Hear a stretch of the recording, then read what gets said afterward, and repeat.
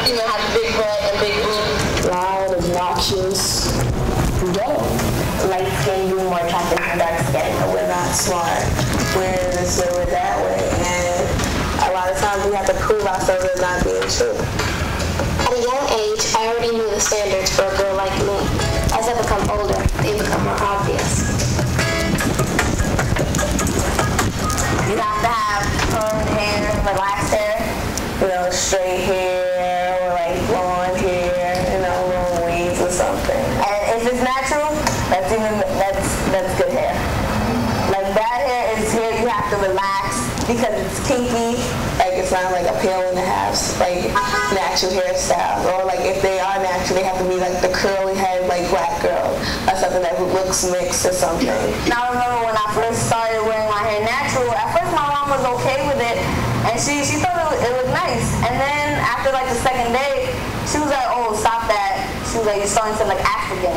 I was like, well, I am African, and that really pissed me off. There are standards that are imposed upon us, like, you know, you're prettier if you're light skinned. I knew people in the past that like just like wanted to be light skinned, not for any particular reason, you know, because they love themselves. I mean, they love themselves except for, you know, the color of their skin. Like my sibling are all lighter than me, and my mom, she's dark skinned, but she's lighter than me. So like I noticed, and I was like, hey, how come I'm the darkest, and you know everybody else is so light? And I don't know. Since I was younger, I also considered being lighter as a form of beauty, or you know, beautiful than being dark skinned. So I used to think of myself as being ugly because I was dark skinned. I knew people who actually like went out there and got, you know, bleaching cream and everything. They actually like laid in the tub, like poured like capfuls of bleach into it just so they could like see if their skin would get lighter. Yeah, my aunt that lives in Honduras, she basically started using skin bleaching cream when she was about 25, and she started her oldest daughter on it when she was about 11, and then she has an even younger daughter that was about 6 when she started using the skin bleaching cream on her. I've seen people say that I would never marry a dark-skinned man because I don't want that in my gene pool. On the other hand, like some girls have their issues too. We've been called high yellow, conceit, and house nigga. I feel like both sides have their issues.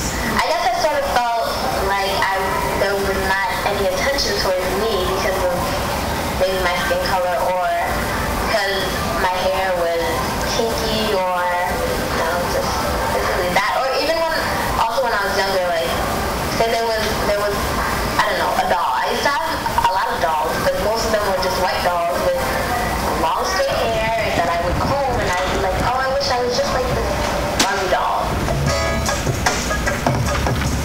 In Brown versus Board of Education, the famous case of desegregated schools in the 1950s, Dr. Kenneth Clark conducted a doll test with black children.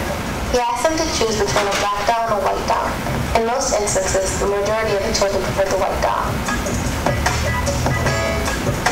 I decided to reconduct this test as Dr. Clark did to see how we progressed since then.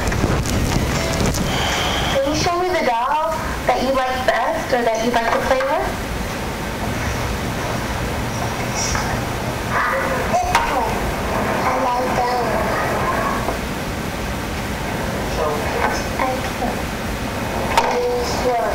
That one?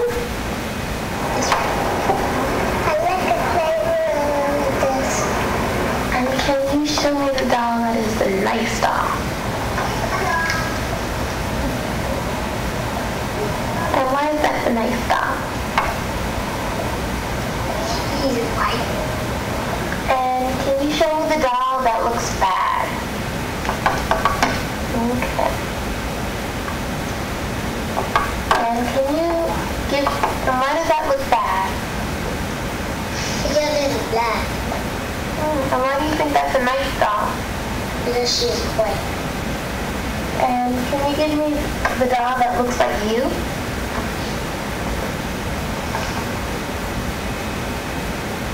"15 out of the 21 children preferred the white doll. Our ancestors came to this country and they were pretty much ripped out of their culture. they couldn't speak their language.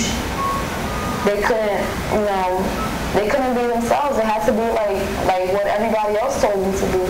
When you don't know where you're from, and you don't know what country you're from, all you know is basically you're from Africa, that's all you're given. I feel like it brings on like a lot of ignorance, and it builds a lot of anger. I've seen it build a lot of anger in a lot of black young females.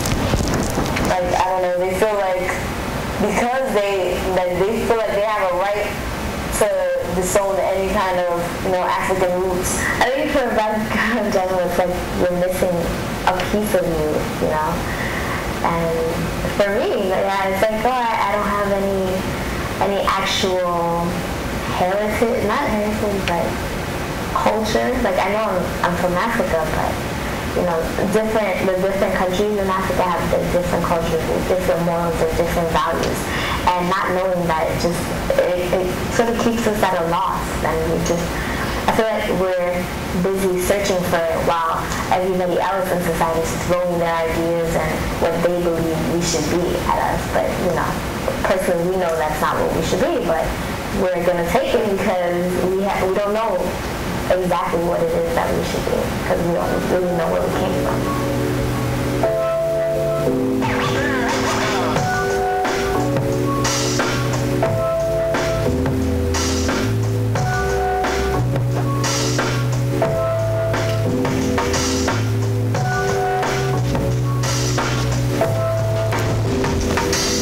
Put the question down.